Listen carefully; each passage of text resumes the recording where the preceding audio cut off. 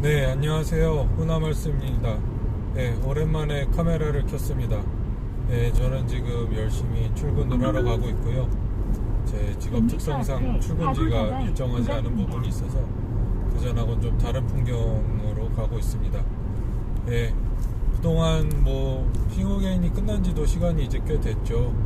벌써 한 달이 좀 더 넘은 그런 시점이 됐고, 그동안 라디오도 정말 많이 나오셨고, 다음에 TV 프로그램도 이제 나오고 있지만, 사실 제 열정이었다면은 하나하나 다 그 TV 프로그램도 한번 보면서 그런 것들을 좀 제가 체크를 해볼 텐데, 진짜 정신이 없어요. 예, 어제도 거의 피곤해서 쓰러져 자고, 그리고 예전처럼 제 얼굴 딱 보여드리면서 진행을 하면 제일 좋기는 한데, 지금은 또 운전 중이다 보니까 제 얼굴을 보여드려서 진행을 하게 되면 조금 저도 운전에 방해가 될 수도 있어서, 일단은 지금 이렇게 또 풍경으로 찍고 있습니다.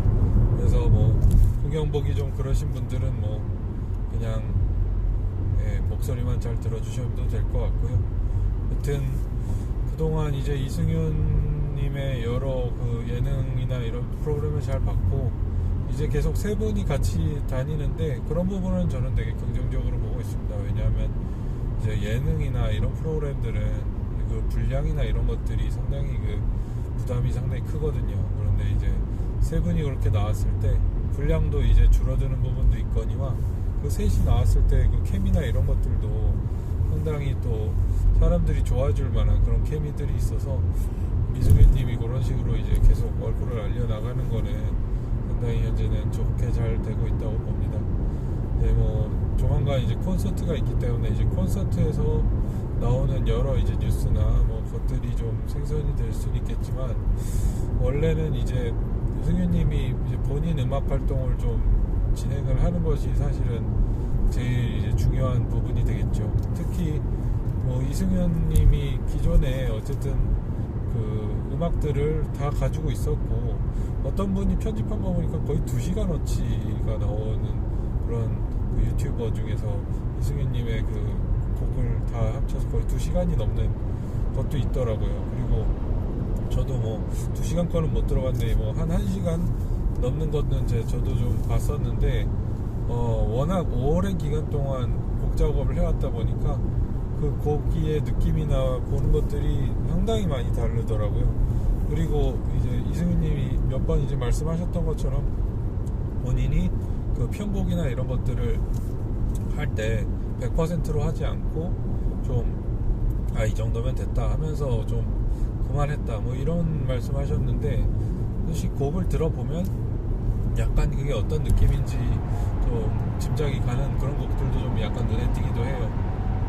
제가 그렇게 음악을 잘 알아서 그런 게 차이가 있다 이렇게 말씀드릴 정도는 아니지만,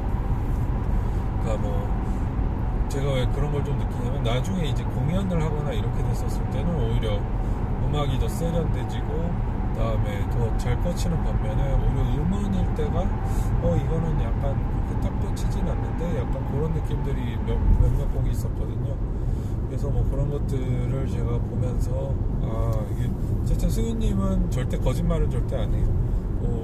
겸손하거나 이런 부분은 당연히 가지고 있지만, 또 그렇다고 자기가 약점이 있다는 거를 굳이 감추려고 하거나 그러시는 것 같지는 않고, 여튼 지금 그래서 곡들도 이제 점점 발굴을 하는 건 발굴을 하고, 어떤 건 약간 습작이나 이런 개념들이 있을 수도 있겠지만, 옆에 차 조금씩 졸고 있네요.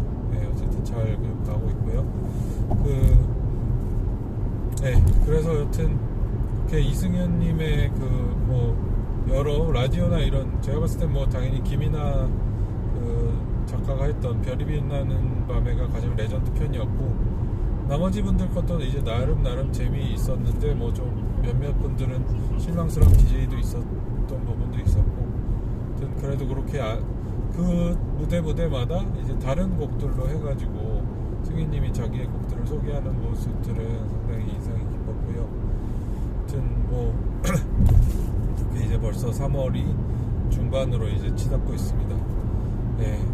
그래서 저희 입장에서야 이제 뮤지션의 좀 팬이나 어쨌든 관심을 가지는 사람으로서 제일 중요한 건 그 음악일 텐데요. 그러니까 그 음악들이 이제 어떤 식으로 음악 활동을 하게 될지 그런 것들을 좀 기대하게 되는 요즘입니다. 아무튼 그 뭐 현재까지의 그 이승윤님의 상황은 그렇게 제가 생각이 들고요. 그래서 뭐 제가 지난번에도 뭐 잠깐씩 말씀을 드린 부분도 있을 수 있겠지만 그 역시 저는 계속 이제 이승윤님이 어떤 식으로 될 것인가, 그리고 지금 이승윤님이 가지고 있는 음악 전체에서의 포지션은 어떻게 진행되는 것인가, 이런 것들에 대해서 좀 생각을 하거나 좀 관심이 있는 편이거든요. 그래서 이제 그런 것들을 좀 말씀을 드리려고 이렇게 오랜만에 영상을 켰습니다. 네, 그래서 일단은 제가 생각했을 때 이승윤님은 제가 뭐 몇 가지 그냥 단편적으로 느끼는 바를 했을 때 음악 스타일이나 이런 것들이 또 예전 서태지의 느낌이 분명히 또 없지 않아요. 제가 이제 그런 곡들의 느낌들은 이제 그 영웅수집가나 뭐 그런 곡들을 좀 들어보면 약간 그런 예전의 서태지의 느낌이나 이런 것들을 좀 봤었던 것 같고, 어쨌든 우리나라에서 새롭게 K-팝이라고 하는 장르가 시작됐다고 하는 거는 이제 1992년 서태지 아이들의 난 알아요가 처음으로 메가 히트를 쳤을 때 라는 거는 뭐 누구도 그거에 대해서 의심하는 사람은 아마 없을 겁니다. 근데 이제 그때 봤었을 때 서태지 아이들은 처음에는 이제 락 기반으로 주로 노래를 하다가 나중에는 좀 힙합이나 이런 쪽으로 많이 방향을 트는 부분도 있었거든요. 근데 이제 그게 왜냐하면 락과 힙합이라는 이제 좀 이질적인 장르 중에서 이제 미래에 더 파퓰러한 그 인기가 있는 쪽으로 봤었을 때 좀 힙합이 더 가까울 것으로 예측이 됐었기 때문에 실제로는 이제 서태지는 씨는 그 락 쪽의 베이스를 더 중시하셨고, 그건 이제 그 이후 그 음반 활동을 확인을 하시면 락으로 많이 이제 했다는 걸 알 수 있습니다. 그래서 현재는 서태지 씨의 뮤지션으로서의 이제 커리어를 말하자면 힙합보단 당연히 락이 이제 가까운데요. 그렇게 이제 태초 30년 전에 그렇게 음악 K-팝이 이제 탑하고 터졌었을 때 댄스나 이런 쪽 부분으로는 이제 K-팝이 현재 하고 있는 그 아이돌이나 이런 문화들이 이제 그쪽으로는 이제 많이 발전이 됐고요. 그러니까 군무를 춘다, 그리고 신나는 노래를 한다, 그리고 율동을 맞춰서 그 안무죠. 율동이라면 안무를 이제 맞춰서 한다. 이런 부분 쪽에서는 지금 이제 약 30년간 어마어마한 발전을 이제 거듭을 하면서 지금은 이제 정점에는 현재 BTS가 서 있고, 그 외에도 뭐 몬스타엑스나 여러 그룹들이 그 뒤를 따르고 있는 상황이고요. 사실 우리나라의 그 치킨이 발달해 있는 것만큼이나 그 현재 아이돌이 매우 많고, 그러니까 뭐 치즈맛 치킨에 뭐 여러 이제 초콜릿 치킨 좀 이상하죠. 어쨌든 뭐 짜장 치킨, 뭐 여러 치킨이 정말 우리나라에서 다양하잖아요. 그런 것처럼 이제 아이돌들도 자기들이 이제 살기 위해서 나름 이제 여러 가지 그 색깔을 내고 하려고 노력하지만 치킨이라는 것에서는 이제 변함이 없죠. 그렇게 이제 아이돌 음악의 이제 한 시초가 되는 것이 그 부분이 하나가 있고, 힙합이었던 부분은 지금 현재도 음원에서 힙합 그 하시는 분들이 이제 힙합 음반을 내면 음원 1위를 하는 건 이제는 뭐 거의 당연한 거의 그 하나의 프로세스가 되어 있습니다. 그렇기 때문에 힙합이나 이런 쪽은 이제 최근에 이제 젊은 세대나 이런 쪽 세대를 중심으로 해서 현재 음반 시장에 당연히 더 주류가 되어 있고요. 그렇기 때문에 그때 이제 91점을 줬던 송민호 같은 경우에 아이돌이면서 힙합을 하는 사람이었기 때문에 주류 중에 주류인 거죠. 그런데 그렇게 이제 서태지의 그 처음 그 K-팝을 터뜨렸던 그 빅뱅의 순간에 현재 하나의 주류는 현재까지 우리나라에서 그렇게까지 주류로 인정받지 못하고 있는 게 있죠. 아까 말씀드렸던 락입니다. 분명히 이제 서태지 아이들은 락이라는 스피릿을 가지고 있었음에도 30년이 지났을 때 그럼 락은 그만큼 어떤 K-팝에서 엄청난 뭐 발전을 했느냐라고 누가 물어봤을 때 쉽게 그렇다라고 얘기를 하지는 좀 못하죠. 예, 그렇기 때문에 락이란 장르는 어떤 K-팝이나 이런 장르에 있어서 아직도 그 주류의 장르로 인정받지 못하는 게 현실입니다. 그리고 그러한 락의 좀 외면이나 이런 것들은 비단 우리나라의 문제만은 아니긴 해요. 다른 나라들도 사실은 힙합이나 이런 쪽이 좀 더 이제 메인 주류에 가깝게 돼 있고, 좀 락이나 이런 쪽은 그래도 비서브까지는 아닌데 그래도 좀 뭐 아주 메인으로 좋아하는 정도는 아닌 이제 그런 음악으로 지금 저희가 하고 있습니다.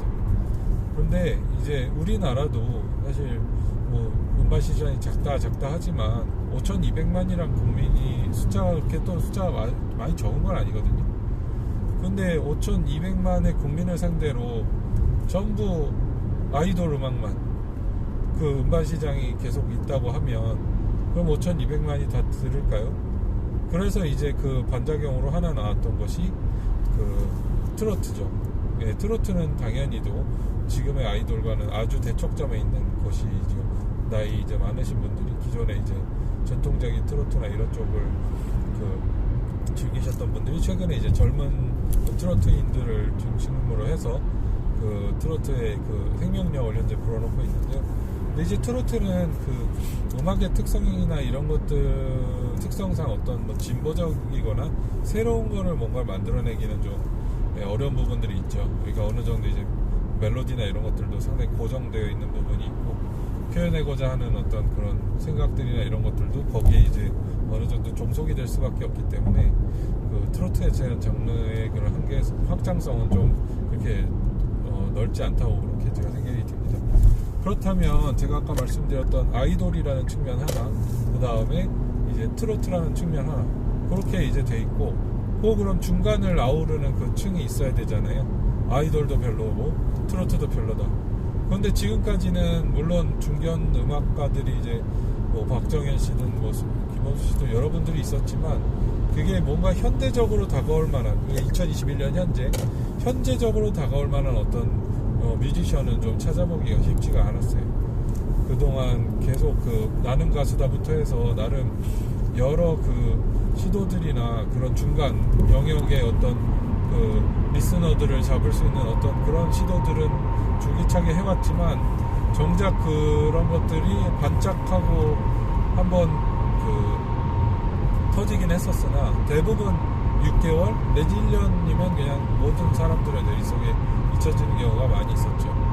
네, 그리고 그러거나 아니면 뭐 악동 뮤지션이나 이런 그 몇몇 친구들 버스커 그러니까 지금 장범준 이런 친구들은 이제 그렇게 그 나름 자기의 영역은 구축을 했지만 그것을 이제 하나의 문화, 그러니까 하나의 주류로 만들어내는 정도까지 하지는 못했죠.